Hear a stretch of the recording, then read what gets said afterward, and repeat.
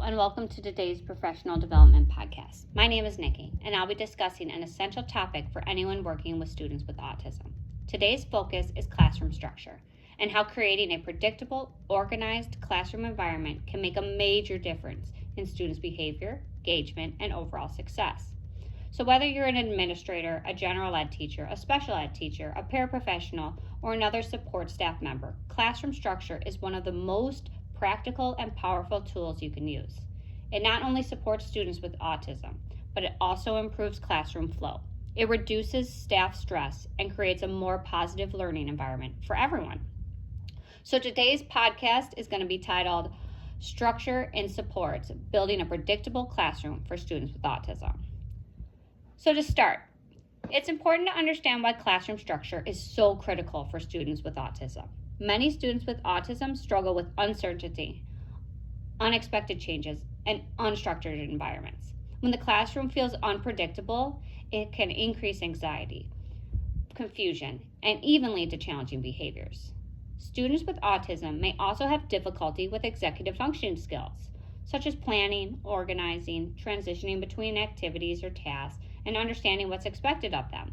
When they're unsure of what to do and what comes next or how long things last, it can quickly become overwhelming. Research supports this need for structured environment. Wong and colleague in 2015 emphasized that structured teaching strategies and predictable routines are evidence-based practices that help students with autism improve independence and engagements. When students understand expectations and routine, they are more likely to participate in learning and less likely to become frustrated and dysregulated. In other words, classroom structure is not just a helpful tool. It's a necessity and a great support for the students. When people hear the word structure, they sometimes think that it means being strict or controlling. But in an autism classroom or a classroom that supports students with autism, structure really just means clarity. Structure means the classroom environment is set up so students can answer questions like, where am I supposed to be? What am I supposed to be doing? How long am I supposed to be doing this? What happens when I finish? What comes next? When students can answer these questions, they feel safe and confident. That confidence often leads to better behavior and more independence. One well-known model for structured teaching is the TEACH approach, which focuses on organizing the physical environment, creating predictable schedules, and using visual supports to help the students understand these expectations. The TEACH program explains that structured classrooms reduce anxiety and support students in being more successful across academic and behavioral settings. So now let's talk about the major building blocks of a structured classroom. First is consistent routines. Routines are the backbone of classroom structure. Students with autism, they thrive when their day is following predictable patterns. So for example, having the same morning arrival routine each day can reduce stress and prevent behaviors before they even start. And a predictable routine might look like you hang up your backpack, you turn in your folder, you check your schedule, and then you begin your morning work. When routines stay consistent, students begin to complete them independently without that constant adult prompting. Second is clear physical organization. The physical layout of the classroom truly matters more than people realize. A structured classroom should have clear areas for different activities, such as whole group instruction, small group work, independent work, sensory breaks, and even calming areas. When students know where they're supposed to be, it reduces wandering, eloping, confusion, and off-task behavior. Even simple things like labeling centers, using colored tape on the floor, or adding visual signs can create more clarity. Third is predictable expectations. Students with autism need to know exactly what is expected of them, and expectations should be communicated clearly and consistently. This can include classroom rules posted with visuals or behavior expectations that are directly taught to them. It is also important that adults are consistently using language. For example, if one adult says clean up, another adult says put it away, and another one says pick up your stuff, a student with autism may not recognize that all three of these phrases mean the same thing. So make sure that the language is consistent across all staff. That is a huge part of the structured classroom. Now let's get into some practical strategies that teachers and paraprofessionals can implement right away. These are evidence-based supports that are realistic and manageable, even in a busy classroom. Visual schedules. One of the most effective classroom structure tools is visual schedules. Visual schedules help students understand what is happening throughout the day, what comes next, and what activities are finished. Visual schedules can be whole class schedules posted on a board, an individual schedule posted on their desk, or a portable schedule on a ring clip. Schedules can include pictures, symbols, words. It all really depends on the student's ability. When students can see the day, it reduces anxiety and helps prevent meltdowns related to unexpected changes. Odom and colleagues of 2010 noted that evidence-based practices for students with autism often included structures, routines, and visual supports because they increase engagement and independence. First then boards. Another quick and powerful tool is this first then board. This is especially helpful for students who struggle with task completion or motivation.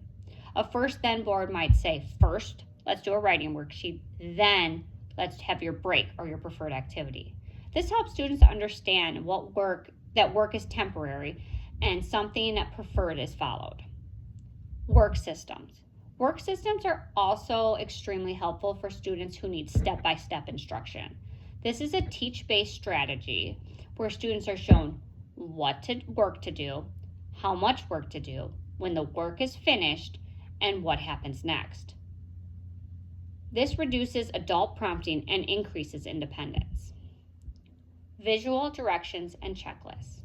Some students need more supports with multi-steps. Instead of repeating verbal directions, staff can use checklists or picture directions. So for example, a checklist of getting ready for recess might include put folder away, put on your coat, line up, hands to self. This reduces confusion and decreases the need of constant verbal reminders and prompts. Timers and supports. Timers are also a major classroom structure tool. Many students with autism struggle with transitions because they don't understand how long an activity truly lasts. Using a visual timer, a countdown timer, or even a simple 2-minute warning can reduce resistance and behavior during transition. Some students benefit from transition objects, such as like carrying a folder or a visual card or even an item from one activity to the next. Transitions are one of the most challenging parts of the day for students with autism.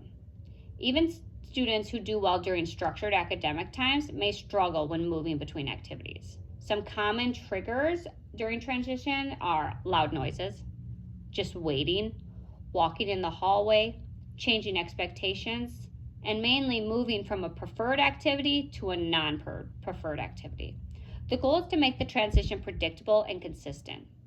Some strategies that work well include using transition cues such as a bell, a visual, a song, providing a countdown warning, using a transition schedule that shows what is coming next, having students practice transitions as part of their direct instruction.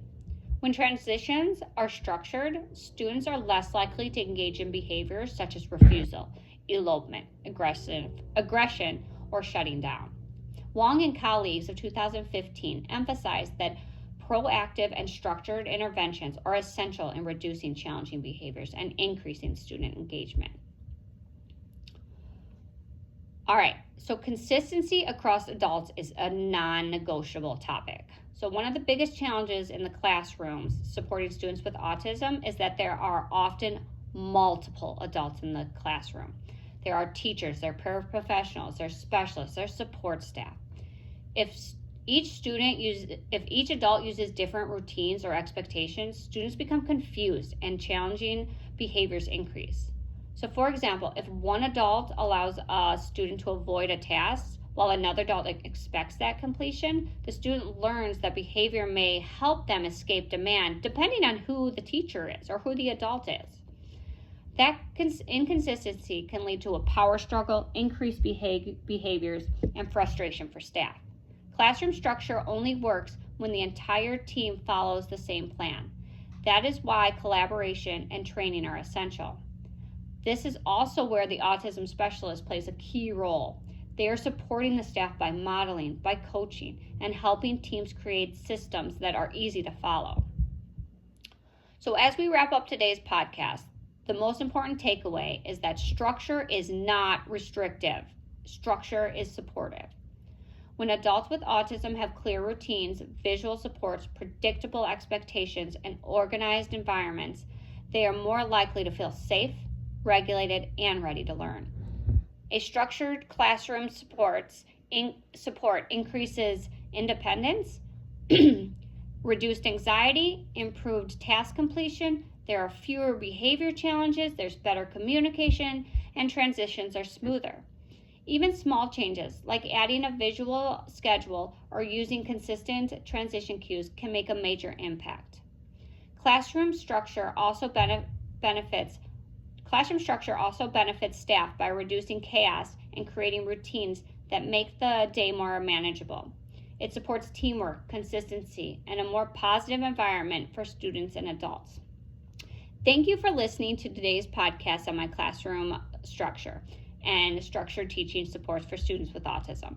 I do encourage you to try one new strategy this week, whether it's a visual schedule, a first then board, or a structured work system.